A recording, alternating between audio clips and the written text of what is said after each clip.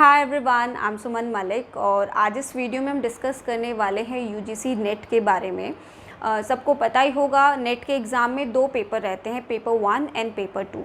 Paper 1 तो सबका common रहता है, पेपर 2 आपका सब्जेक्ट वाइज रहता है। सो पेपर 1 में टोटली 10 सब्जेक्ट्स रहते हैं जिससे आपके क्वेश्चन पूछे जाते हैं। आज इस वीडियो में हम टीचिंग एप्टीट्यूड के बारे में डिस्कस करने वाले हैं। तो सबसे पहले आपको पता होना चाहिए कि भी टीचिंग एप्टीट्यूड का मतलब क्या होता है, क्योंकि आप पूरे सब्जेक्ट में उसी से रिलेटेड आप चीज़ें पढ़ने वाले हो, टीचिंग के बारे में, टीचिंग एप्टीट्यूड के बारे में।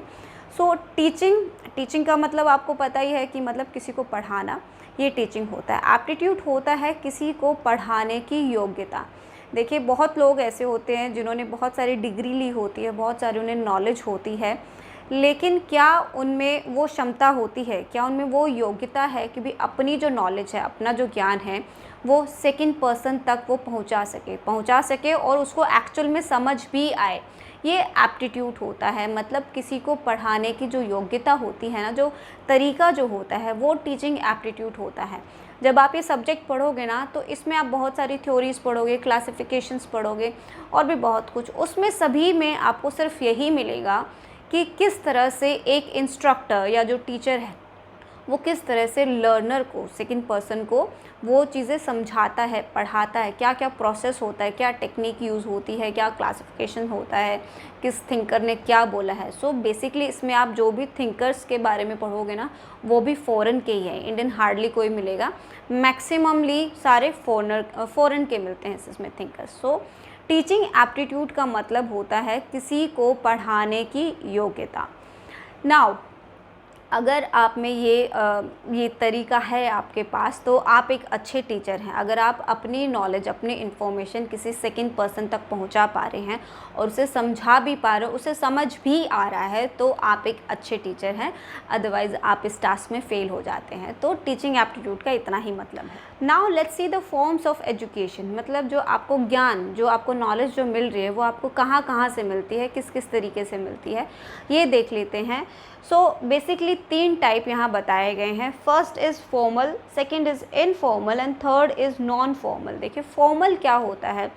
फॉर्मल होता है जो प्री प्लान्ड होता है, जो ऑर्गेनाइज्ड होता है, मतलब जो पहले से ही सारा सिस्टमेटिक तरीके से अरेंज किया हुआ होता है।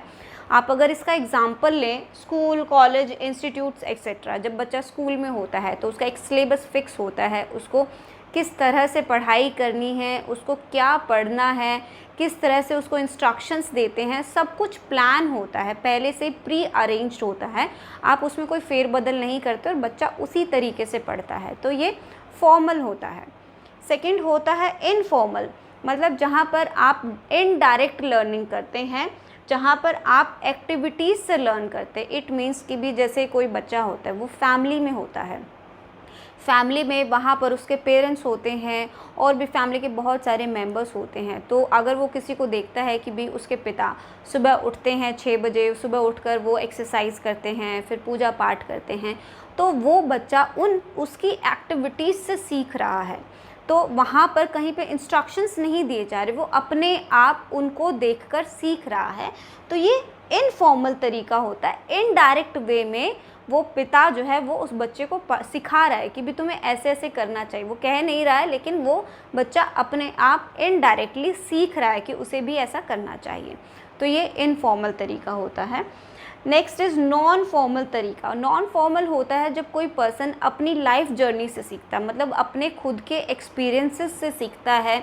अगर उसके साथ कोई बुरा करता है तो वो एक अपने अंदर एक धारणा बना लेता है कि भी इस तरह के इंसान ने, या फिर ये पर्सन वहाँ से बिलोंग करता है, तो ये ऐसा है। तो उसने अपने आप अपनी लाइफ जर्नी से एक्सपीरियंस करके वो चीज़ सीखी है, जो अपने लाइफ के फेजेस से कोई सीखता है। तो ये फॉर्म्स ऑफ एजुकेशन है, जो 3 टाइप मैंने आपको बताए। अब टीचिंग मॉडल्स को देख लेते हैं। ये बहुत इंपॉर्टेंट है, एग्ज़ाम में बहुत बार पूछा गया है इसके बारे में, तो इसको ध्यान से सुनिएगा। यहाँ पर 3 मॉडल्स बताए गए हैं। First one is pedagogy model, second is andragogical model and the third is heutagogy model. First one pedagogy and the second andragogical जो है, ये एक दूसरे के बिल्कुल अपोजिट हैं। कॉन्ट्राडिक्ट नहीं कहूँगी, बट येस अपोजिट वर्क करते हैं। तो इनको ध्यान से इनके टर्म्स के हिसाब से याद रखिएगा। ऐसे नहीं कि आप सारा मिक्स करके पढ़ ले और याद कर ले। टर्म के हिसाब से याद करिएगा, क्योंकि जो अंदर इसमें जो डिवाइडेशन बताया गया ना, जो डिफरेंस बताया गया, उसी पे क्वेश्चन आ जाता है, तो ध्यान से सुनिएगा इसे। पैडागोजी मॉडल में देख लेते हैं क्या कहता है। सो बेसिकली एडोलसेंस लर्निंग पर वर्क करता है। इट मीन्स एडोलसेंस वो होते हैं जो छोटे बच्चे होते हैं, जो स्कूल में पढ़ते हैं, जो स्कूल जाते हैं, ये उनकी लर्निंग के बारे में है। तो एग्ज़ाम में आपसे पूछा जा सकता है कि भी कौन सा मॉडल जो है वो एडोलसेंस लर्निंग पर वर्क करता है, तो वो पैडागोजी मॉडल है।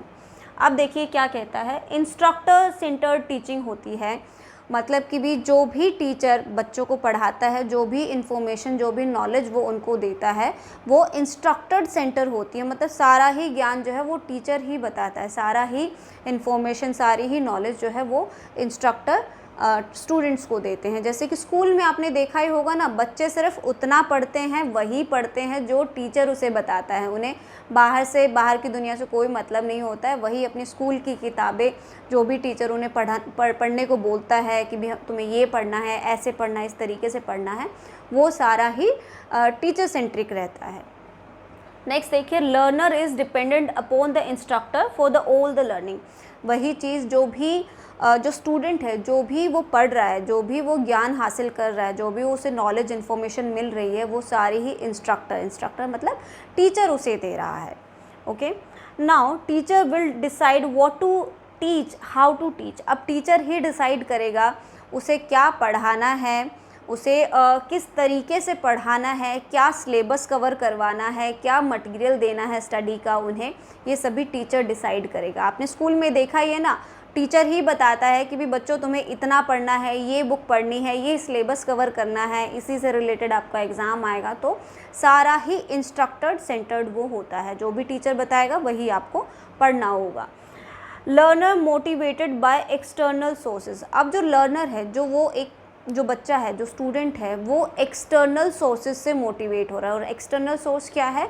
इंस्ट्रक्टर, जो टीचर है, उससे मोटिवेट होता है, क्योंकि टीचर ही बताता है स्टूडेंट को भाई तुम्हें पढ़ना है, तुम्हें क्यों पढ़ना है, क्या पढ़ना है, किस लिए पढ़ना है, किस तरह से पढ़ना है, सब कुछ तुम्हें इंस्ट्रक्टर बताता है, वो टीचर बताता है तुम्हें। इट मीन्स आप उसी से मोटिवेट होकर वहाँ पर आप पढ़ रहे हो, उस नॉलेज को, उस इन्फॉर्मेशन को रिसीव कर रहे हो। ये पैडागोजी मॉडल है। पैडागोजी मॉडल में जो मैंने आपको स्कूल का एग्जांपल दिया, मतलब जो बच्चे स्कूल जाते हैं उसके लर्निंग की यहाँ बात होती है। अब ये मत समझ लीजिएगा जो बच्चा स्कूल नहीं जाता है वो मॉडल उस पर नहीं वर्क करता है, ऐसा नहीं है। उसका सिर्फ इतना मतलब है जो एडोलसेंस लर्निंग होती है, जो किशोर अवस्था में जो बच्चे होते हैं ना, उनकी लर्निंग का वो मॉडल है पैडागोजी। अब जो चाहे वो स्कूल जाए ना जाए, इससे कोई फ़र्क नहीं पड़ता है, वो सिर्फ एक एज आपको बता रहा है। और एडोलसेंस जो एज के जो बच्चे जो होते हैं वो जनरली स्कूल ही जाते हैं, इसीलिए मैंने आपको स्कूल का एग्जांपल दिया। आप उसको याद रखिएगा। पैडागोजी मॉडल जो है वो एडोलसेंस लर्निंग के बारे में बात करता है, राइट। अब ये दूसरा देखिएगा, एंड्रागोजिकल मॉडल, ये उसका बिल्कुल अपोजिट है। वो एडोलसेंस लर्निंग के बारे में बताता था, तो ये एडल्ट लर्निंग के बारे में बताता है। एडल्ट लर्निंग मतलब जो बड़े बच्चे जो होते हैं, स्कूल के बाद वो कॉलेजेस में जाते हैं, वो इंस्टीट्यूट्स में जाते हैं, कहीं पे जॉब्स की तैयारी करते हैं, तो ये एडल्ट लर्निंग के बारे में बताता है। उसका बिल्कुल अपोजिट है पैडागोजी का ये, राइट। देखिए, इट्स लर्नर सेंट्रिक, ये लर्नर सेंट्रिक होता है। पहले वाला क्या था, वो इंस्ट्रक्टर सेंट्रिक होता है, मतलब टीचर सेंट्रिक होता है। ये लर्नर सेंट्रिक होता है। यहाँ पर जो सेंटर है वो लर्नर है, वो ज़्यादा इंपॉर्टेंस रखता है। Learner is responsible for his होन लर्निंग। यहाँ पर लर्नर जो है वो अपनी लर्निंग के लिए, अपनी नॉलेज, अपने ज्ञान के लिए खुद रिस्पॉन्सिबल होता है। क्यों? क्योंकि वो ही डिसाइड करना है उसे क्या पढ़ना है, कैसे पढ़ना है, क्या क्या तरीके अपनाने हैं, वो खुद डिसाइड करता है। वहाँ पर इंस्ट्रक्टर का ज़्यादा रोल नहीं होता है। सेल्फ डायरेक्टेड, अपने आप से डिसाइड करेगा उसे किस दिशा में जाना है, क्या सब्जेक्ट उसे पढ़ना है, किस तरह की इन्फॉर्मेशन, किस तरह की नॉलेज उसे हासिल करनी है। Learner knows what to study and how to study. अब देखिए, जो कॉलेजेस में बच्चे जो जाते हैं वो खुद डिसाइड करते हैं उन्हें क्या सब्जेक्ट पढ़ना है, उन्हें कौन सी बुक्स पढ़नी है। उनके पास ऑप्शंस बहुत होते हैं, लेकिन वो खुद डिसाइड करते हैं ना उन्हें किस तरह से पढ़ना है। इंस्ट्रक्टर नहीं बताता, वहाँ इंस्ट्रक्टर सिर्फ इंस्ट्रक्शंस देगा, लेकिन आपको खुद तय करना होगा आपको क्या पढ़ना है। ओके, नाउ टारगेट मोटिवेटेड, अब वो अपने टारगेट्स भी खुद मतलब सेट करते हैं कि भी मुझे जीवन में ये बनना है, मुझे इसके बारे में जानकारी हासिल करनी है। वो टारगेट्स अपने खुद बनाते हैं, कुछ भी प्री प्लान नहीं होता है पहले से ही, मतलब कुछ लिखा हुआ नहीं होता है कि तुम्हें इसी डायरेक्शन में जाना होता है। वो अपने आप अपने टारगेट सेट करते हैं।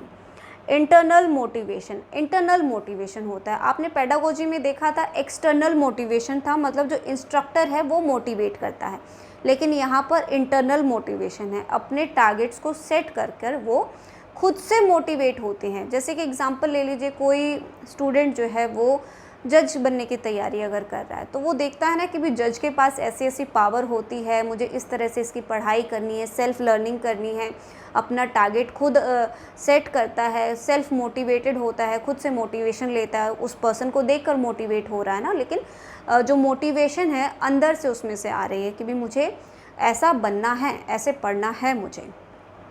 Next is learner takes guidance from instructor, जब वो स्टूडेंट किसी इंस्टीट्यूट में जाता है तो वहाँ पर जो इंस्ट्रक्टर होता है, जो टीचर होता है, वो उसे सिर्फ गाइडेंस दे सकता है कि भाई तुम्हें ये मटेरियल पढ़ना चाहिए, ये इस तरह से आपको सिस्टमेटिक तरीके से आपको पढ़ाई करनी चाहिए, लेकिन सारी रिस्पॉन्सिबिलिटी तो लर्नर के ऊपर होती है ना कि उसे किस तरह से पढ़ना है। सिर्फ इंस्ट्रक्शन दे सकता है वो इंस्ट्रक्टर, उसको पढ़ा नहीं सकता, वो तो उसे खुद पढ़ना होगा।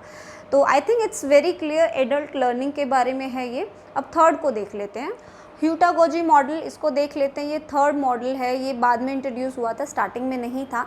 तो ये सेल्फ लर्निंग की बात करता है। सेल्फ लर्निंग होता है जब आप अपनी मर्ज़ी से अपनी समझ से कोई चीज़ समझते हो, सीखते हो, जहाँ पर इंस्ट्रक्टर का कोई काम नहीं है। आपको जो सही लगता है, आपको जो ठीक लगता है, आप वो पढ़ते हो। What to study, how to study, ये सब चीज़ें आप डिसाइड करते हो, कोई और नहीं आपको बताता है, सारी चीज़ें आपकी मर्ज़ी से चलती हैं। इसका एग्जांपल देखिए, जैसे कि यूट्यूब है, यूट्यूब पे बहुत सारी वीडियोस होती हैं जो आपको पेंटिंग सिखाती है, कोई आपको टेक्निकल चीज़ें सिखाते हैं, कोई डांसिंग एंड सो ऑन, बहुत सारी चीज़ें। तो आप अपनी मर्ज़ी से जब सीखते हैं, समझते हैं, ज्ञान हासिल करते हैं, तो ये सेल्फ लर्निंग होता है। यहाँ पर इंस्ट्रक्टर नहीं है, यहाँ पर रिस्पॉन्सिबिलिटी किसी की नहीं है, सिर्फ आप ही की रिस्पॉन्सिबिलिटी है, क्योंकि आप अपनी मर्ज़ी से, अपनी समझ से चीज़ों को जान रहे हो, नॉलेज हासिल कर रहे हो, राइट। देखिए, himself search the issue problem and solve it. अब देखिए, जो पीएचडी करते हैं, जो रिसर्च का काम करते हैं, वो खुद से ही प्रॉब्लम निकाल कर लाते हैं ना कि भी उन्हें किस इशू पर, किस मुद्दे पर उन्हें रिसर्च करनी है, तो वो अपनी प्रॉब्लम खुद ढूंढ कर ला रहे हैं, वो मुद्दा अपने आप ढूंढ कर ला रहे हैं जिस पर उन्हें काम करना है, और उस प्रॉब्लम का सॉल्यूशन, रिसर्च वर्क भी वो खुद से ही करते हैं। तो एक अच्छा एग्जाम्पल हो सकता है इसका total responsibility of the learner. अब वो जो भी वो इन्फॉर्मेशन, जो भी वो नॉलेज हासिल कर रहा है, तो वहाँ पर रिस्पॉन्सिबिलिटी भी उसके खुद की ही बनेगी। क्यों? क्योंकि वहाँ पर कोई इंस्ट्रक्टर, कोई टीचर नहीं था। उसने जो भी किया, जो भी पढ़ा, जो भी समझा, वो उसने खुद से समझा है। तो ये सेल्फ लर्निंग है basically. Okay, it's very clear. एक और चीज़ मैं आपको बता दूं, अगर किसी ने पेपर 2 में लॉ का सब्जेक्ट लिया है तो उस पर भी बहुत सारी मैंने वीडियोस ऑलरेडी बना रखी है अपने पेपर 2 पे लॉ के बारे में, तो आप वो भी देख सकते हैं। एंड आई होप कि भी आपको ये वीडियो पसंद आई हो। आप प्लीज़ मुझे कमेंट करके बताइए। फिर भी अगर इस टॉपिक से रिलेटेड आपको कोई भी क्वेश्चन है या कोई चीज़ आपको नहीं समझ आए तो मुझे कमेंट करके बताइएगा। और मिलते हैं फिर नेक्स्ट वीडियो में कोई और इम्पॉर्टेंट टॉपिक के साथ। सो बाय, टेक केयर।